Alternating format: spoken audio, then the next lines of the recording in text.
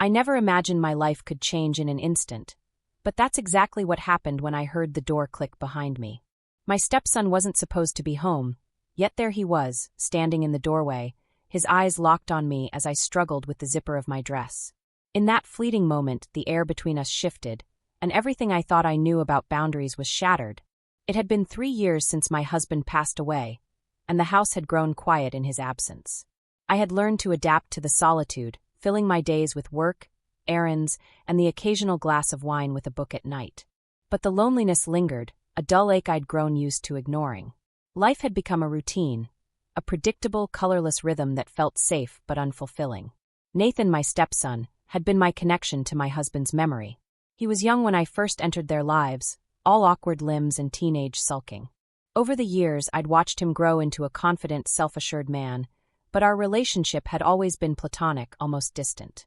He had his own life, his own friends, and I respected his space. After my husband's passing, Nathan had moved back in for a while, wanting to keep me company. At first, it was comforting to have someone else in the house, to hear another voice echo through the halls. But as time passed, he began spending more time away, and I encouraged it. He deserved to live his life without feeling tethered to me, or the grief that still lingered in this home.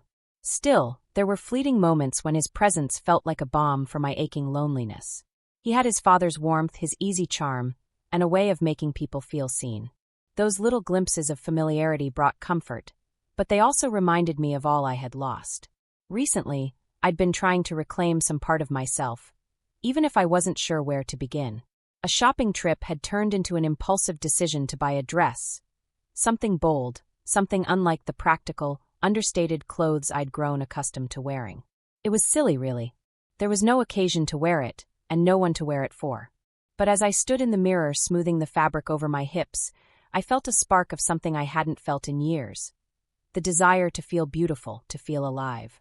That's when the sound of the door startled me, the lock clicking open far earlier than I'd expected. And in that moment, everything changed. After that moment in the kitchen, I told myself it was nothing. A fluke, a fleeting lapse in boundaries born out of awkwardness. Nathan had seen me struggling with the zipper of my dress, and stepped in to help. It was innocent. At least, that's what I kept repeating to myself. But no matter how much I tried to brush it off, the memory lingered like a ghost, haunting the quiet corners of my mind. Nathan had always been warm and polite, but something about the way he had looked at me that night was different. His gaze had lingered too long, his touch too careful. I felt a spark I wasn't ready to name, a quiet shift in the air that unsettled me. And the worst part, I wasn't sure if I imagined it, or if he felt it too. Over the next few days, I found myself hyper-aware of him in a way I hadn't been before. His presence seemed to fill the house, his footsteps echoing louder, his voice carrying farther. The sound of him laughing at the TV in the living room while I worked in the kitchen made my chest tighten, though I couldn't explain why. It was as though the house itself had grown smaller, and I could no longer avoid the tension building between us. At dinner, the air felt heavier. We talked about trivial things, his work, my day, the weather. But beneath the surface, there was an unspoken undercurrent I couldn't ignore. I caught him watching me more than once, his gaze steady and unflinching. It wasn't invasive, but it made me feel exposed, as though he could see through the carefully constructed walls I'd built around myself. I wasn't the only one feeling it. One evening, as I set the table, he reached out to help. Our hands brushed briefly, and I froze. It was such a simple thing, a moment that should have meant nothing, but the spark it sent through me was undeniable. I pulled away quickly, muttering something about needing to grab the wine, but my hands trembled as I poured it. Late one night, I couldn't sleep. I wandered to the kitchen for a glass of water, my thoughts swirling in a chaotic storm of guilt and confusion. As I stood there, staring into the open fridge, I heard the creak of the stairs behind me. Turning, I found Nathan standing in the doorway, his hair tousled from sleep. He was barefoot, dressed in a plain t-shirt and sweatpants, and the casual intimacy of the moment made my breath catch. "Couldn't sleep?" he asked, his voice low and quiet. "No," I replied, gripping the edge of the counter to steady myself. "You?" He shook his head, stepping closer. "Not really." The silence between us was deafening, the air thick with everything we weren't saying. I busied myself with the glass of water, my back turned to him, but I felt his presence like a weight pressing against me. When I finally turned to face him, his gaze was steady, searching. You've been quiet, he said softly, his tone careful. I've just had a lot on my mind, I murmured, avoiding his eyes. Like what? His question was simple, but it carried an unspoken challenge. I hesitated, my heart pounding in my chest. It's hard to explain, I said finally. Try me, he replied, his voice steady but gentle. His sincerity disarmed me, and for a moment, I thought about telling him the truth. About the way my thoughts had been consumed by things I didn't understand, things I wasn't ready to admit. But I couldn't. Instead, I gave him a strained smile and said, It's nothing. I'll be fine. Nathan didn't push, but the look in his eyes told me he didn't believe me. As he turned and disappeared back upstairs, I let out a shaky breath, the tension in the air finally breaking. But I knew this wasn't the end. Something had shifted between us, and no matter how much I tried to deny it, the truth was becoming impossible to ignore. In the days that followed, the tension between Nathan and me became almost unbearable. It was a silent, unspoken thing that crept into every interaction, every glance, and every word exchanged between us. I told myself it was in my head, a figment of my loneliness playing tricks on me.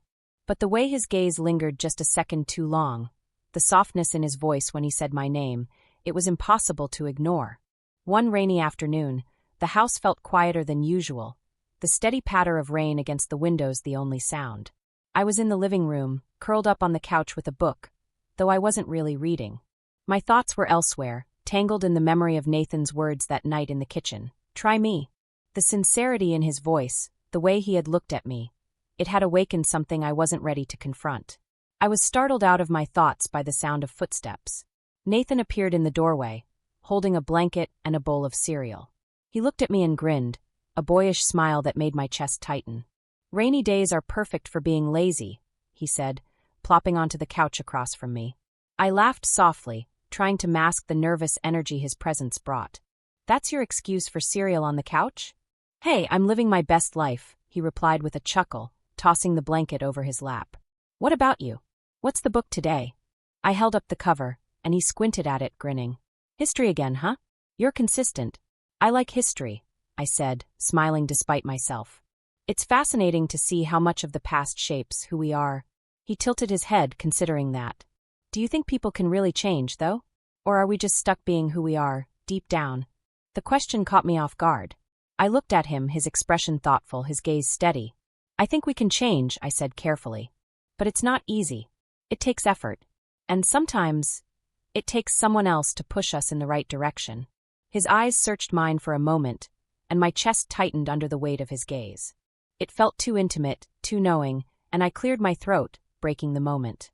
What about you? I asked, forcing a lighter tone. How's work? It's fine, he said with a shrug. Busy but fine. You've been working so hard, I said softly. You deserve a break. He smiled faintly, but there was a weariness in his eyes that hadn't been there before. I've been thinking about that, he admitted. Maybe taking some time to figure out what I really want. Good, I said firmly. You deserve that. His smile widened, and for a moment the air between us felt lighter. But as the conversation continued, I couldn't shake the undercurrent of tension. It was in the way he looked at me, the way his hand brushed against mine when he reached for the blanket, the way my heart raced every time his arm rested a little too close to mine. By the time the rain let up, I felt like I was suffocating under the weight of my own emotions. I excused myself to the kitchen, desperate for space. But Nathan followed me, leaning casually against the counter as I rinsed dishes in the sink. You don't have to do that, he said, watching me with an easy smile. I can help. I've got it, I replied, my voice steadier than I felt. We worked in silence for a few minutes, but when our hands brushed as I handed him a plate, I froze. It was such a simple touch, fleeting and innocent, but the jolt it sent through me was anything but. I pulled back quickly, my cheeks flushing as I muttered, Sorry. It's okay, he said softly, his voice steady. I turned to face him, unsure of what to say. His gaze met mine, and for a moment the world seemed to fall away. There was something unspoken in his eyes, something raw and vulnerable that made my breath catch. Nathan, we can't, I began, but he cut me off gently. I know, he said, stepping closer. I know it's complicated. I know it's messy. But I need you to know how much you mean to me. His words left me speechless, my mind racing as I tried to process the weight of his confession. This isn't right, I whispered, my voice trembling. Maybe not, he said quietly. But it feels right, doesn't it? I didn't know how to respond. The rational part of me screamed to put an end to this, to draw a line in the sand. But the warmth of his presence, the sincerity in his voice, and the way he looked at me as though I were the only person in the world, it all made me hesitate. When his hand brushed mine again, I didn't pull away. Instead, I stood frozen, torn between the life I had known and the one he was offering. The tension in the air was unbearable, and when he finally stepped back, I let out a shaky breath, the weight of the moment crashing down on me. "I'm sorry," he said softly, his voice filled with both regret and longing. "I didn't mean to make this harder for you." "It's not just you," I replied, my voice barely above a whisper. "This is complicated." He nodded, his expression unreadable. "I'll give you space," he said quietly. "But I won't pretend this doesn't matter." As he walked away, I felt a strange mix of relief and longing. The distance between us had grown, but the connection lingered, undeniable and impossible to ignore.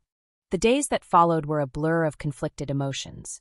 I threw myself into routine tasks, cleaning, running errands, and working late into the evenings, but no matter how busy I tried to keep myself, Nathan lingered in my thoughts. His words, his gaze, the warmth of his touch, all of it haunted me.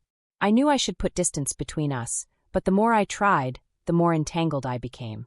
One evening, I sat alone in the living room, the television on but ignored as I scrolled through my phone, mindlessly flipping between apps. Nathan was out with friends, and the quiet of the house felt oppressive. My thoughts spiraled, guilt gnawing at me with every passing second. How had we ended up here? How had something so innocent, so accidental, turned into this? I heard the front door open and froze. Nathan's familiar footsteps echoed through the hallway, and I quickly turned off the TV, pretending to be focused on my book. He walked into the room, his expression relaxed but his eyes searching. "Hey," he said casually, dropping his bag onto the floor. "You're still up?" "I couldn't sleep," I replied, my voice steady despite the nervous energy coursing through me. "How was your night?" "It was fine," he said, shrugging as he sat down on the couch across from me. "But it's nice to be home." His words were simple, but the way he said them made my chest tighten. I set my book down, unable to focus on the printed words. "I'm glad you had a good time." For a moment, neither of us spoke. The silence between us stretched thin, heavy with the weight of unspoken truths. Finally, Nathan leaned forward, his elbows resting on his knees as he studied me. "Laura," he said softly, his voice breaking the quiet. "Can we talk?" My heart pounded in my chest. "About what?" "You know what," he replied, his gaze steady and unflinching. "I can't keep pretending like nothing's changed between us." I opened my mouth to respond, but no words came. Instead, I sat frozen, caught between the urge to deny everything and the need to confront the truth. Nathan took a deep breath, his expression serious. "I know this is complicated," he said, "but I can't ignore how I feel. And I don't think you can either." The vulnerability in his voice, the raw honesty of his words, made my chest ache. "Nathan, this isn't," I began, but he cut me off. "It's not wrong to feel something," he said firmly. "What we do about it, that's the part we have to figure out." Tears welled in my eyes, and I looked away, unable to meet his gaze. "This isn't just about us," I said, my voice trembling. "People wouldn't understand. Your friends, your family." "I don't care what anyone thinks," he interrupted, his tone resolute. "This isn't about them. It's about us." His words hung in the air, heavy and unrelenting. I felt the walls I had built around myself beginning to crumble, the carefully constructed boundaries I had clung to slipping away. But as much as I wanted to give in, the weight of my guilt held me back. "I can't do this," I whispered, my voice breaking. "I can't risk ruining everything." Nathan stood, his frustration evident in the tension in his shoulders. "Ruining what?" he asked, his voice rising slightly. "A life where you keep hiding from how you feel, where you push everyone away because you're scared." His words hit me like a punch to the gut, and I flinched. He wasn't wrong.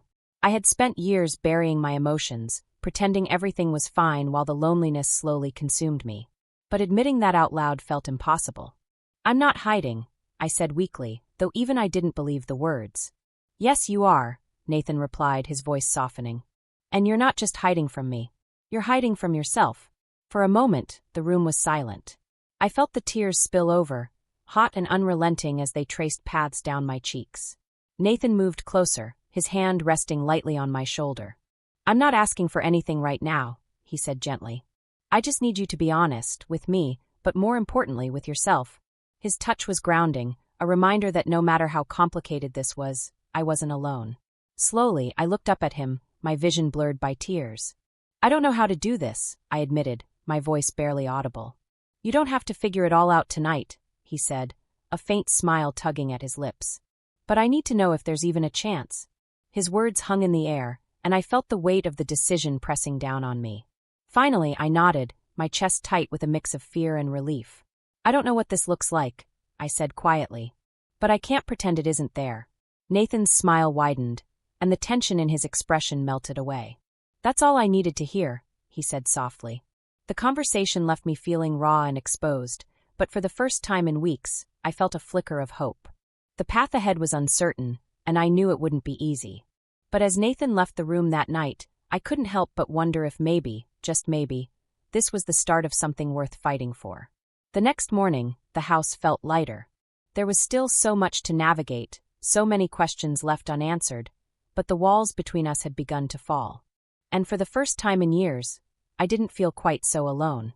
The morning after our conversation, the air between Nathan and me felt lighter, yet fraught with uncertainty. It was as if we had crossed an invisible line, and there was no going back. I busied myself in the kitchen, preparing breakfast with shaky hands, while my mind raced through the implications of everything we had said, and hadn't said, the night before. Nathan came downstairs, his presence filling the room like it always did, but this time, it felt different. His gaze was softer, less searching, as if the weight of his confession had eased something in him. "Morning," he said, his voice warm but tentative. "Morning," I replied, keeping my focus on the pan of eggs in front of me. The mundane act of cooking felt like the only thing tethering me to reality. As we sat down to eat, the silence between us wasn't uncomfortable, but it was heavy. I could feel his eyes on me, waiting for some signal, some acknowledgement of what had transpired. Finally, I broke the silence. "We need to be careful," I said, my voice barely above a whisper. "I know," he replied, his tone steady. "I'm not going to push you, Laura. But I meant what I said. I'm not going to pretend this isn't real." His words sent a shiver through me. The truth was, I didn't know what was real anymore. My emotions were a tangled mess of guilt, fear, and a yearning I couldn't fully understand. All I knew was that the path ahead felt impossibly complicated. Over the following days, we both tried to maintain a sense of normalcy, but it was clear that nothing about this situation was normal. Every glance, every accidental touch, every shared moment felt charged, as though we were balancing on the edge of something far too big for either of us to handle. The first real crack in our fragile facade came one evening when I ran into a neighbor at the grocery store. She was a sweet woman in her 50s who had known my late husband and had always been kind to me. As we chatted about trivial things, she casually asked how Nathan was doing. "Oh, he's been good," I said, my voice tightening despite my best efforts. "Working hard." Her eyes sparkled with amusement. "You're lucky to have him around. He's such a thoughtful young man. I noticed how often he's been home lately. It's nice to see a son taking care of his stepmother." The words felt like a slap, though she had meant them kindly. I forced a smile, nodded politely, and quickly excused myself, but her comment lingered, a reminder of just how precarious this situation was. What would people think if they knew the truth? If they even suspected? That night I couldn't sleep. The weight of my guilt was suffocating. I wandered downstairs, hoping a glass of wine would help settle my racing mind, but the sight of Nathan sitting on the couch stopped me in my tracks. He looked up, his expression softening when he saw me. "Couldn't sleep?" he asked. I shook my head, crossing the room to sit beside him. For a moment, neither of us spoke. The quiet was heavy, filled with everything we couldn't say. Finally, I broke the silence. "We can't keep doing this," I said, my voice trembling. "It's too risky." Nathan turned to face me, his expression a mix of frustration and hurt. "Do you think I don't know that?" he asked, his voice low but intense. "I know this isn't easy. But pretending it doesn't matter isn't going to make it go away." His words hit me hard because I knew he was right. No matter how much I tried to deny it, the connection between us was undeniable. But the risk, of judgment, of heartbreak, of losing everything was too great. "I'm scared," I admitted, tears welling in my eyes. "Of what people will say. Of what this could do to us." Nathan reached for my hand, his touch grounding me. "I'm scared too," he said softly. "But I'm more scared of losing you. Of walking away from something that feels this right." The sincerity in his voice broke something inside me, and for the first time, I allowed myself to cry in front of him. He pulled me into his arms, holding me as the weight of my emotions spilled over. It was messy and raw, but in his embrace I felt a strange sense of relief, as though I no longer had to carry this burden alone.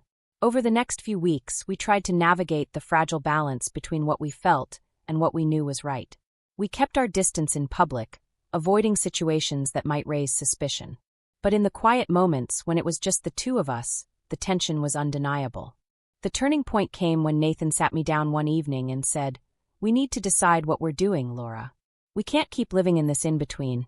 His words forced me to confront the truth I had been avoiding. There was no easy answer, no perfect solution. But as I looked into his eyes, I realized that the choice wasn't just about him or me. It was about whether I was willing to take a chance on happiness, even if it meant risking everything. "I don't know what the future looks like," I said finally, my voice steady despite the storm raging inside me. "But I don't want to lose you." Nathan's smile was small but genuine, and he reached for my hand, his touch warm and reassuring. "Then we'll figure it out together." The days turned into weeks, and the uncertainty of our situation loomed like a shadow over every decision we made. Nathan and I had agreed to take things slowly, to be cautious, but the reality of our feelings couldn't be ignored. We were treading uncharted waters, and each step forward felt both exhilarating and terrifying. I started therapy during this time, desperate to untangle the complex emotions that had taken root in my life. My therapist listened patiently as I poured out my fears, my guilt, and my longing. She didn't judge me, didn't tell me what I should or shouldn't do. Instead, she helped me confront the truth I'd been avoiding for so long. That I had spent years putting everyone else's needs ahead of my own, denying myself the chance to feel truly alive. Nathan, too, was working through his own journey of self-discovery. We often stayed up late talking, our conversations ranging from light-hearted memories to the heavier topics of loss and identity. He shared things I hadn't known before, about his struggles after his father's death, about the weight of expectations he had carried as the man of the house. Those nights brought us closer, but they also reminded me of just how complicated this all was. One evening, as we sat on the back porch watching the sunset, Nathan broke the comfortable silence. "Do you ever regret it?" he asked softly, his gaze fixed on the horizon. "Regret what?" I asked, though I already knew. "Letting this happen," he said, turning to look at me. "Us?" I hesitated, the question settling heavily between us. "No," I said finally, my voice steady. "I don't regret feeling something for you. But I do regret how much pain it's caused for both of us." Nathan nodded, his expression thoughtful.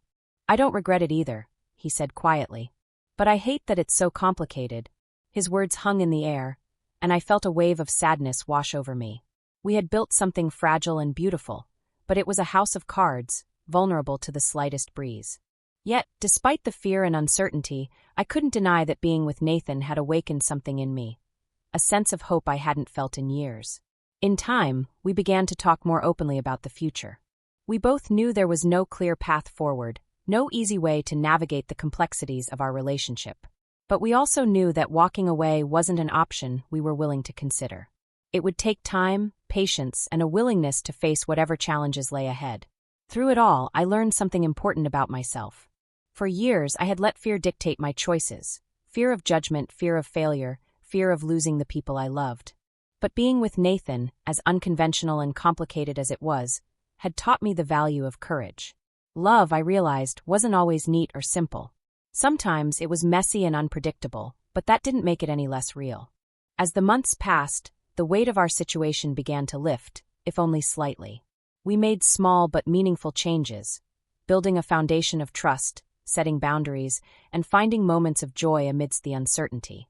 It wasn't perfect, but it was ours. One afternoon, as I stood in the kitchen preparing lunch, Nathan walked in and wrapped his arms around me from behind. It was a simple gesture, but it spoke volumes. "Thank you," he said softly. "For what?" I asked, smiling as I leaned into his embrace. "For taking a chance on me," he replied. "For not giving up." His words stayed with me long after the moment had passed. Life would never be easy for us, and there would always be challenges to face. But in that quiet kitchen, surrounded by the hum of the everyday, I felt something I hadn't felt in years: peace. In the end, love isn't about finding perfection. It's about choosing each other, even when it's messy, even when it's hard. And as I looked out at the oak tree in the backyard, its branches reaching toward the sky, I knew we had chosen something worth fighting for. What would you do if you found yourself in Laura's position? Could you follow your heart, or would the fear of judgment hold you back? Share your thoughts in the comments. I want to hear your perspective on this tangled story of love and redemption. Don't forget to like this video and subscribe for more stories that challenge boundaries and explore the unexpected twists of human emotion. You won't want to miss what's coming next.